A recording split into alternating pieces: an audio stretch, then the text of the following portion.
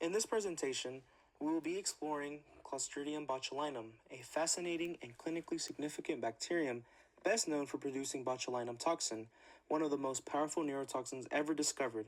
While this microbe is infamous for causing serious foodborne illnesses and wound infections, it also plays a valuable role in modern medicine and biotechnology.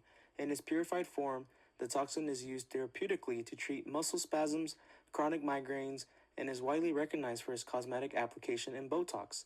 For anyone pursuing a career in healthcare, microbiology, food safety, or pharmaceuticals, understanding Clostridium botulinum is essential, as it uniquely embodies both a public health threat and a powerful tool for therapeutic innovation.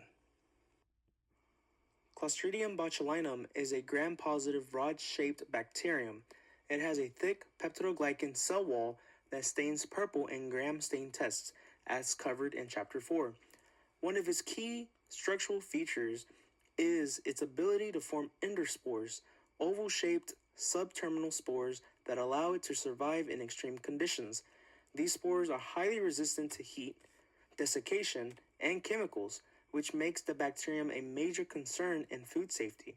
Its spore forming ability also contributes directly to its pathogenicity, especially in improperly canned or preserved foods.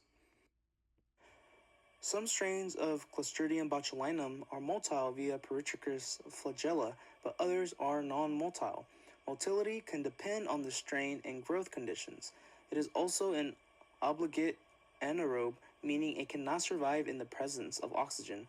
This anaerobic nature is why it thrives in sealed, low-oxygen environments like canned foods or deep wounds. Additionally, while it does not have an outer membrane like gram-negative bacteria, it does form a capsule that helps it evade the immune system once it enters the host.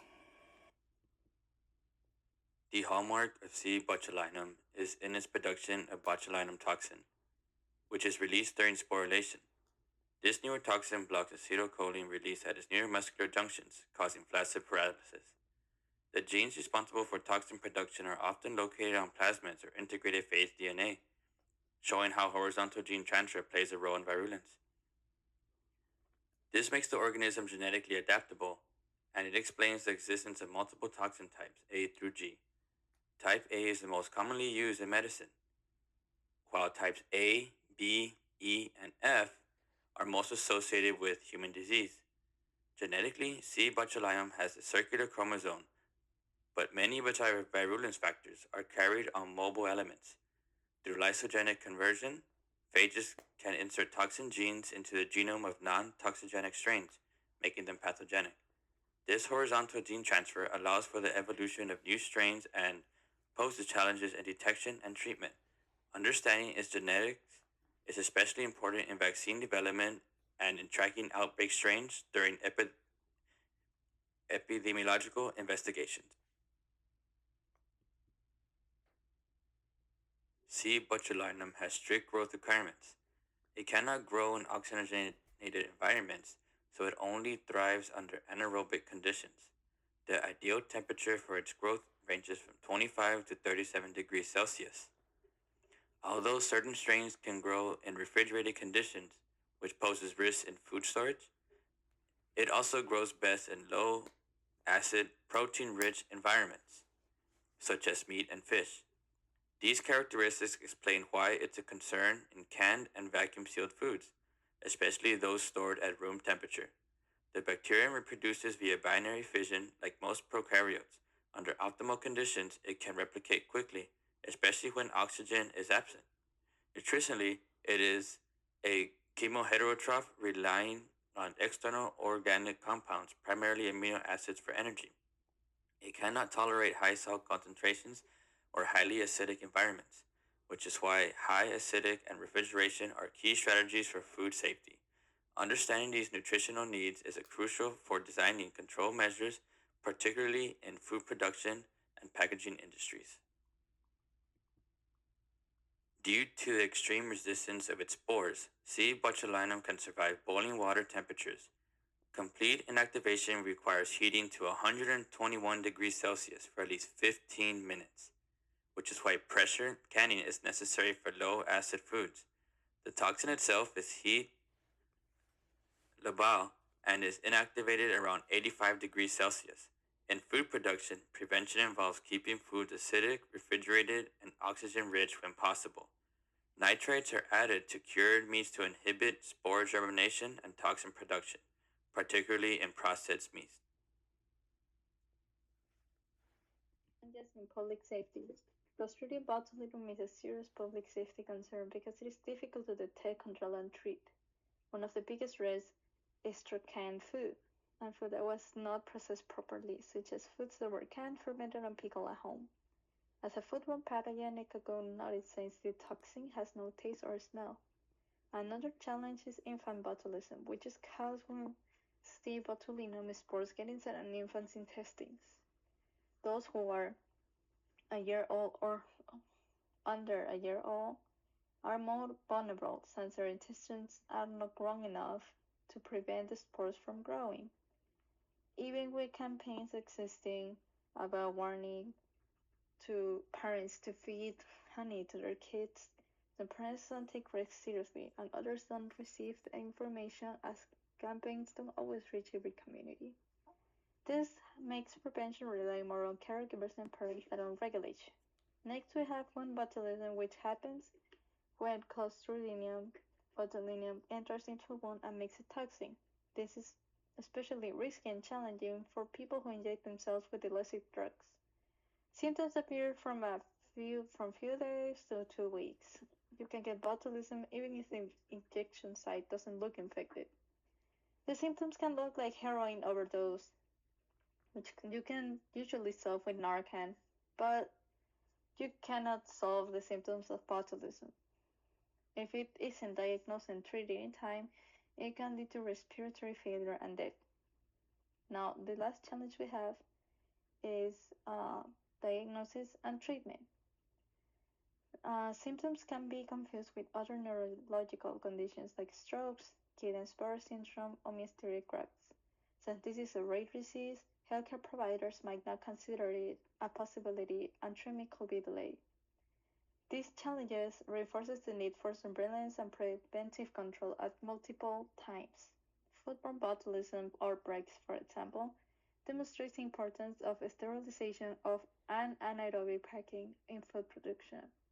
In health settings, the sterile production of BIOL is essential, and the environmental control of water and soil helps reduce the cases of wound, especially IV drug users and infant botulism. C. botulinum involves a combination of culturing and toxin testing. It must be grown in anaerobic chambers using enriched media. Toxic detection can be done with ELISA, PCR, or mass spectrometry.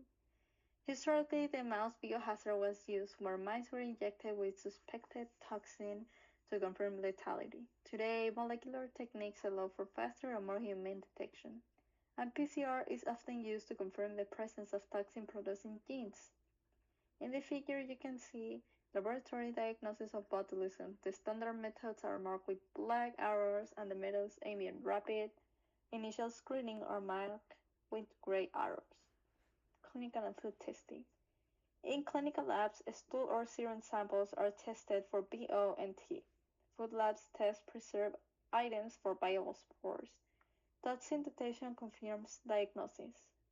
Rapid detection is vital due to high lethality and the need for the antitoxin administration. In hospitals, stool or serum samples can be tested from suspected cases.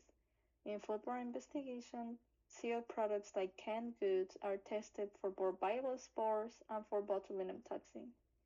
It is critical to act fast, since botulism progresses quickly and early administration of antitoxin can be life-saving. Because the organism cannot grow in aerobic conditions, culturing it in the lab requires special anaerobic jars or glove boxes. Human immune response. Botulinum toxin is a protein, but it's poorly immunogenic in small doses. Most people don't mount an effective immune response unless exposed to larger or repeated doses. The immune system doesn't usually recognize the toxin in time, which is why botulism has such a high mortality rate. The main immune defense is through antitoxin therapy, which provides passive immunity. This neutralizes circulating toxin but cannot reverse symptoms caused by already bound toxin. Infants are particularly vulnerable due to immature gut microbiota that allows spores to colonize and produce toxin. This is why honey is not recommended for infants under 1 year of age. There's no widely available vaccine for the general public, but investigational vaccines have been used in military and lab personnel. Research is ongoing to develop more targeted vaccines that could be used in high-risk populations. Botulism primarily affects the nervous system, blocking neurotransmitter release and causing progressive paralysis. Early symptoms include blurred vision, dry mouth, and muscle weakness. Without treatment, the paralysis can affect respiratory muscles, leading to respiratory arrest.